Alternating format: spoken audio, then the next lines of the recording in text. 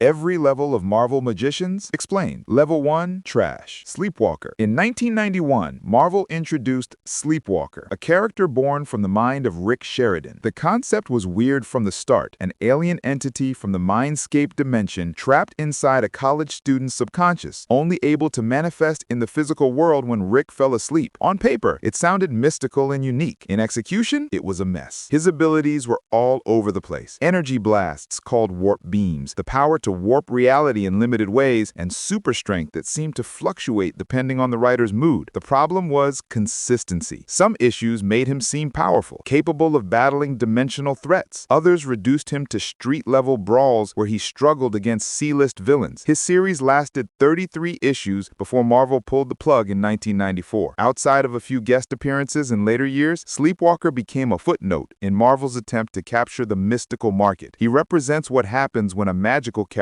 lacks a clear identity, purpose, or compelling mythology. Just another costume in the catalog. Damon Hellstrom, the son of Satan. That's the name Marvel gave Damon Hellstrom when he debuted in Ghost Rider #1 back in 1973. His father was literally Satan, and Damon inherited demonic powers, hellfire manipulation, and the ability to sense evil. It should have made him a powerhouse. Instead, he became Marvel's poster child for wasted potential. His early appearances positioned him as an occult hero fighting demons and supernatural threats alongside the Defenders. But Marvel never knew what to do with him. They softened his demonic heritage, retconned his father to be a demon named Marduk Kurios instead of the actual devil, and constantly shifted his moral alignment. One run, he's a hero. The next, he's possessed and evil. Then he's an anti-hero running a casino. The inconsistency killed any momentum. His powers, while visually striking, never elevated him beyond mid-tier threats. When you stack him against sorcerers like Doctor Strange or even Brother Voodoo, Damon fades into the background. He spent decades trying to escape his father's shadow, but Marvel's indecision left him trapped in development hell.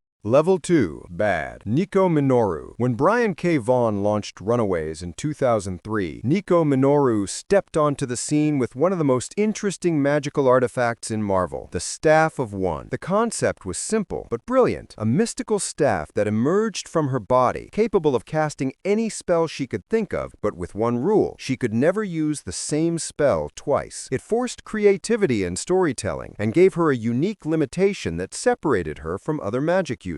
The problem? Nico herself never grew beyond being a troubled teen with a magic stick. Her character development stalled. She brooded, made questionable leadership decisions, and repeatedly fell into the same emotional traps. When Runaways ended and she joined A-Force and other teams, she became background decoration. A character with cool powers but no real identity outside of her team dynamics. Her magical abilities are impressive in isolated moments. In one storyline, she resurrected a teammate. In another, she held her own against supernatural threats, but when you compare her to the heavy hitters of Marvel Magic, she's outclassed. She lacks training, discipline, and most importantly, a mythology of her own. The Staff of One carries her, but without it, she's just another lost kid trying to make sense of powers she barely understands. Magik. Illyana Rasputin. Illyana Rasputin, the younger sister of Colossus, was dragged into the demon dimension of Limbo as a child and aged into a teenager in what felt like moments to the outside world. When she returned, she wielded the Soul Sword, ruled Limbo, and carried the title Magik. On the surface, that sounds like top-tier power, and in certain story arcs, she is. She can teleport through time and space using stepping discs, command demonic armies, and her Soul Sword can cut through magical defenses like butter. But here's the issue. Marvel has never been able to decide if Magik is a hero, a villain, or something in between. Her character is defined by trauma, constantly battling the demonic corruption inside her. That internal struggle makes for compelling drama, but it also keeps her from ever fully realizing her potential. She's powerful, yes, but unstable. When she's written well, like in the New Mutants or during Krakoa-era X-Men, she shines. But too often she's reduced to the tortured anti-hero trope, brooding in the corner while others take center stage. Her magic is rooted in darkness and demons, which limits her versatility compared to sorcerers who study broader mystical disciplines. Level 3, Mid. Brother Voodoo, Jericho Drumm. Jericho Drumm made his debut in Strange Tales number 169 in 1973, taking up the mantle of Brother Voodoo after his brother Daniel was killed by a sorcerer. Trained by Papa Jumbo, a Haitian houndgan, Jericho gained the ability to channel his dead brother's spirit, control minds, and wield voodoo magic rooted in real-world mysticism. For years, he operated in the margins, helping Doctor Strange occasionally, but never breaking into the A-list. Then, during the Dark Reign storyline, something changed. When Doctor Strange lost his position as Sorcerer Supreme, the Eye of Agamotto chose Jericho Drumm as his successor. He became Dr. Voodoo, Sorcerer Supreme, and for a brief moment, he stood at the peak of Marvel's magical hierarchy. He fought Dormammu, protected Earth from mystical threats, and proved he could carry the weight of the title. But it didn't last. Marvel killed him off after only a year, bringing Strange back to reclaim his position. Since then, Jericho has bounced back, but he's never regained that level of prominence. He remains a mid-tier magic user, respected but overshadowed. His powers are legitimate. His connection to the spirit world gives him unique advantages, but Marvel's unwillingness to commit to him as a top-tier sorcerer keeps him stuck in the middle. Clea. Clea first appeared in Strange Tales number 126 in 1964 as a resident of the Dark Dimension, and eventually became Doctor Strange's apprentice, ally, and love interest. She's the niece of Dormammu, one of the most powerful mystical entities in Marvel, and she inherited significant magical potential. Over the decades, she's proven herself capable, battling alongside Strange, ruling the Dark Dimension, and even becoming Sorcerer Supreme in some timelines. Her magic is vast: energy manipulation, dimensional travel, reality warping, all tools in her arsenal. The problem is that Clea has always been defined by her relationship to Doctor Strange. She's powerful, but her story arcs revolve around supporting him, rebelling against Dormammu, or struggling to step out of Strange's shadow. Even when she takes the lead, like in recent comics where she became Earth's Sorcerer Supreme, it feels like a placeholder until Strange returns to form. She deserves more. Her lineage alone should make her a cornerstone of Marvel magic, but the writing has kept her as a secondary character for too long. She's mid-tier, not because of her abilities, but because Marvel won't let her fully own her narrative. Level 4, Mid-High. Scarlet Witch, Wanda Maximoff. Wanda Maximoff debuted in X-Men number 4 in 1964 as a member of Magneto's Brotherhood of Evil Mutants. For years, she was labeled a mutant with probability-altering powers, able to cause bad luck or manipulate chance. Then, in the 1980s and 90s, writers began exploring the mystical side of her abilities, revealing that Wanda wielded chaos magic, a rare and dangerous form of reality manipulation. This shift elevated her from a mid-level Avenger to one of Marvel's most dangerous beings. Her most infamous moment came in Avengers Disassembled and House of M, where she reshaped reality itself, erasing mutants from existence with 3 words: no more mutants. It was a feat of magic so devastating that it redefined the Marvel Universe for years. She has the raw power to rewrite existence, summon eldritch energy,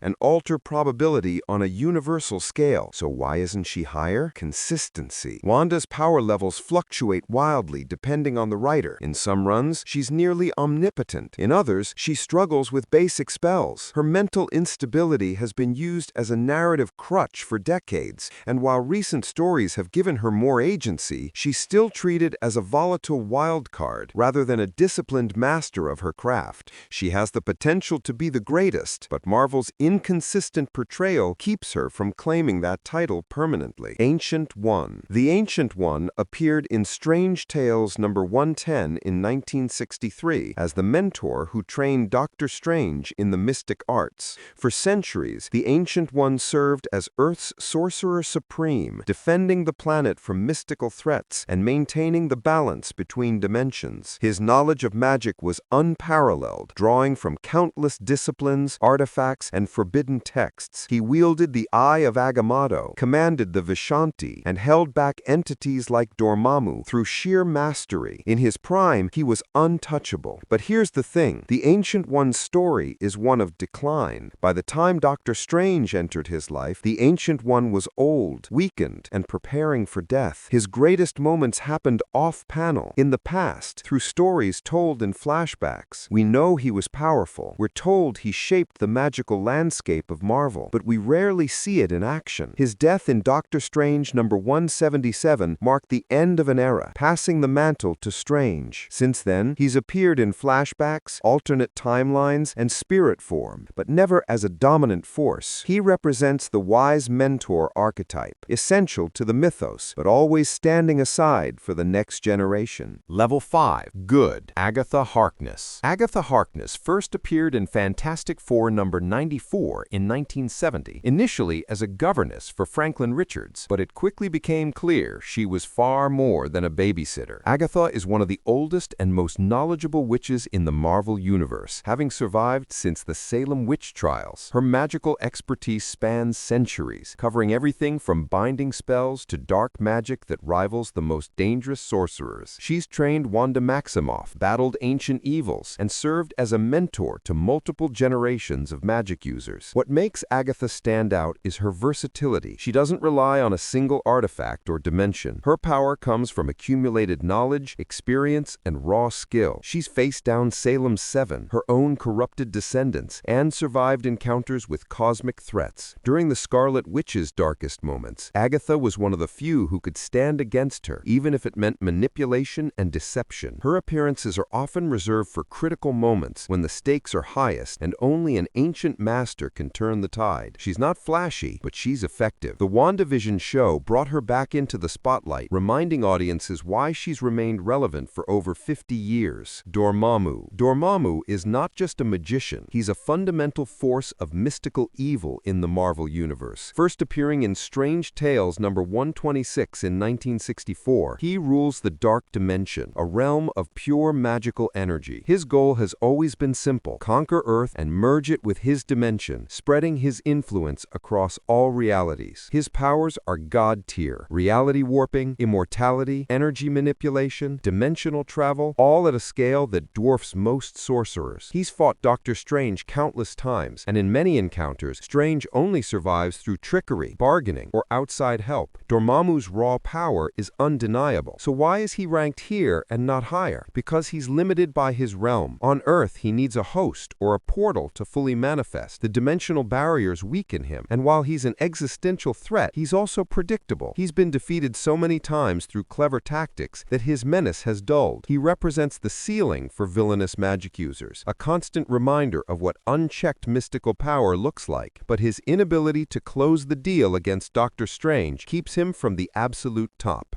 Level 6. Great. Dr. Doom. Victor Von Doom made his debut in Fantastic Four number 5 in 1962, and while most know him as a genius inventor and dictator of Latveria, his magical prowess is just as formidable as his scientific mind. Doom studied sorcery to rescue his mother's soul from Mephisto's hell, and in doing so, he became one of the most dangerous magic users on Earth. Unlike pure sorcerers, Doom blends magic with technology, creating a hybrid approach that makes him unpredictable. He's summoned armies of demons, wielded cosmic artifacts like the Infinity Gauntlet, and even stolen the powers of beings like the Beyonder and the Scarlet Witch. In the 2015 Secret Wars storyline, Doom became God Emperor Doom, ruling over Battleworld with near-omnipotent power. His magical feats include battling Doctor Strange on even ground, defeating the Purple Man with a single spell,